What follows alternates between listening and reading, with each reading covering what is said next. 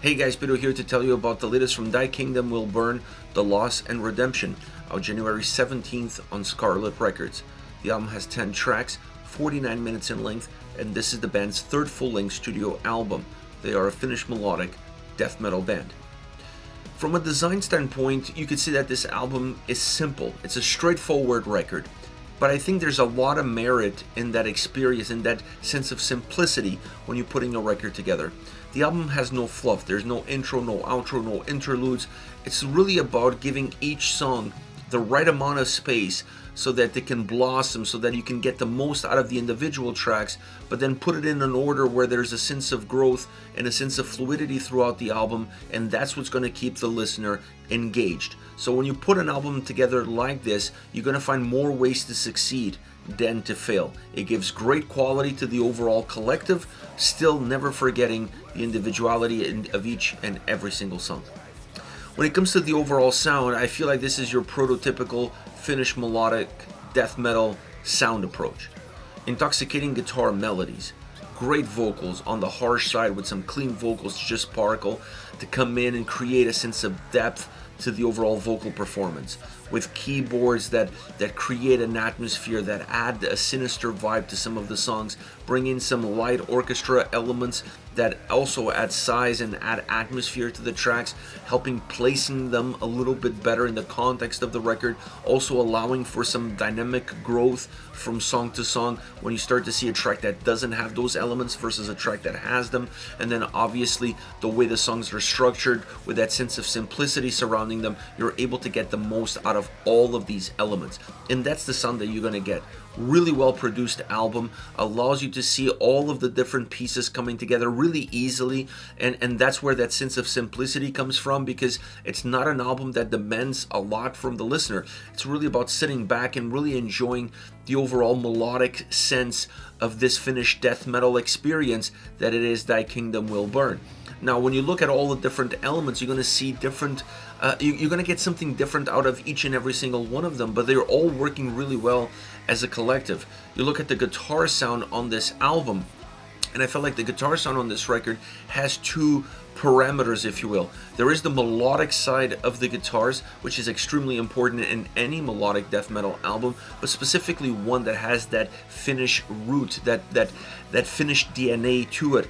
The melodies on the guitars on this album are really interesting. I enjoyed the experiences that they gave, the different vibes that they provided, and how well weaved they were in the overall tapestry of sound that each and every single song had, always using those guitar melodies to be the catalyst of where the song is going, to be the catalyst of what's driving the tracks. Then on the other side, you have a very specific tone to the guitars, a very specific sonic experience, sonic fingerprint, if you will, that connects some of these songs together, or most of these songs together. And I think that's an important element, because the melodies change from track to track. The impact of the guitar melodies changes from track to track, but it's important to keep some sort of fingerprint on the record that allows all of those differences to exist by connecting the things that the songs have in common. And that guitar DNA fingerprint, that tonality of the guitars, it's there from the first all the way to the last song. Perhaps more presence in some tracks, less in others, but it's always there to a certain extent. Great solos on this album as well, not cheaping out as far as that aspect of creating a song, and really giving some emphasis to the guitar solos allows this album at times to feel a little bit bigger than what it actually is. Then you have the keys. The keys on this record are not a driving force. They're not impactful in every single song that the record has. This is not a Children of Bodom record. So if you're thinking about more of that Finnish melodic death metal sound, that's not what this band does as far as the keys are concerned.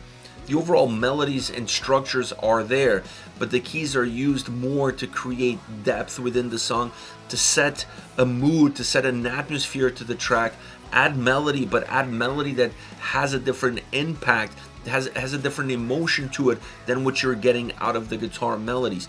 Even if you go into the orchestrations, They're there more to really give you a full picture of what the song is all about, matching a certain vibe, a certain mood to what you're getting from the lyrical content, and at times the way the vocals are delivering that same lyrical content.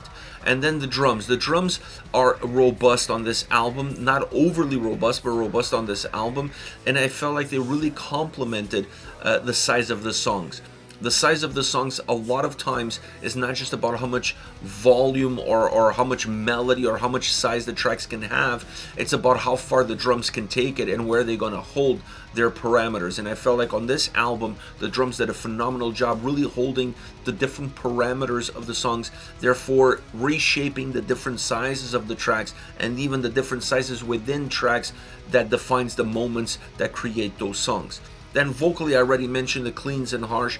It's not an album that has a lot of clean vocals, but they add a little bit of a different layer to what the overall vocal performance is all about.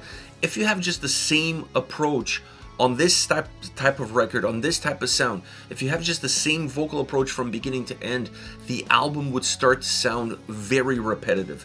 Because of the simplicity that the album offers, the same uniform vocal delivery would almost blend everything into just one really large song. So having the ability to mix things up and adding some clean vocals here and there, it creates a vocal ebb and flow, specifically at times where perhaps musically those ebbs and flows do not exist. It's a small element, but a very important one in terms of how you define what the record is going to be all about. And as far as I'm concerned, this is the band's best record to date. It's, to me, is the one that's most complete top to bottom, structure-wise, sound-wise, vocal approach, lyrics, design. It's just a great sounding record for the fans of the style, for the fans of melodic death metal, specifically for the fans of Finnish melodic death metal. This album is going to hit home because checks all the boxes. Now, as far as favorite songs are concerned, I want to start off with Martyrs of Killing Floor. The keys on this track are super sinister, and I think that's a great element to have on a song like this, because you're not just inserting melody with keys, you're inserting a vibe, you're inserting a certain tone to the way the song is delivered. It's a great touch, and I really enjoyed it. It allows the guitars to be very driven on this track, alternating the melody of the guitars between the more melodic, driven sound with also the more sinister sound, so that it ties up into the keys, allows the two to kind of bounce off of one another, and then you have that sense of sequence and continuity. The vocals bring consistent with the harsh vocals, allowing the song to be a little bit more dynamic musically and allowing the vocals to create more of a linear prospect from start to finish. It grounds the song, it helps ground the track. But I honestly feel like this song stood out, in my opinion, due to the impact that the keyboards have in the overall song, sound-wise and atmosphere-wise. It's a track that has a great guitar solo, which emphasizes the great guitar work that this song offers. These two elements, with the consistency of the vocals, are really the trifecta that elevates this track and makes it a very special one. Next, we have Escape from Solitude. Now, this track starts off with a great orchestral piece that has that symphonic aspect to it, but it has a symphonic aspect not in terms of size, not in terms of grandeur, but rather in terms of the mood that allows the song to define. Now, it still helps somewhat with the size as the song starts, but in my opinion is less about that and more about the mood. Now, the track comes in with some clean vocals, almost a stripped down effect, going from that more bombastic orchestral piece that opens up, you move into something that really feels depleted of sound, but overcharged with emotion, and that is better defined by the clean vocals in that section. Then once you move out of there, you start to feel like the track starts to build up. The harsh vocals come in, and that really allows the song not just to expand in size, but also to grow and move forward. It's a very dynamic, super rich sounding song with that great vocal approach of introducing the clean vocals first to set a mood and then change that mood completely once the harsh vocals kick in. Last but definitely not least, To End of Times. Great drum sound in this song. Of the three that I picked, this is the one that has my favorite drum sound. But out of the three that I picked, this is the more bare bones melodic death metal song of the three. It's a track that really depends a lot on three elements: the drum sound, the heaviness of that drum sound, the guitars and the melodies that they offer, and then the heavier, harsher vocal approach.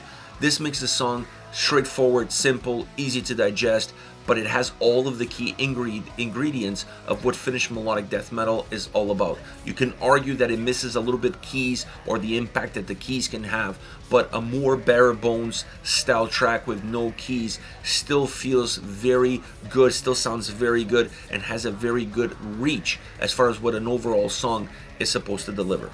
This is it. Thy Kingdom Will Burn, The Loss and Redemption, once again out January 17th on Scarlet Records. Let me know your thoughts on the band, on the singles. Hit me up in the comment section. I'll see you all at the next video. Take care, guys.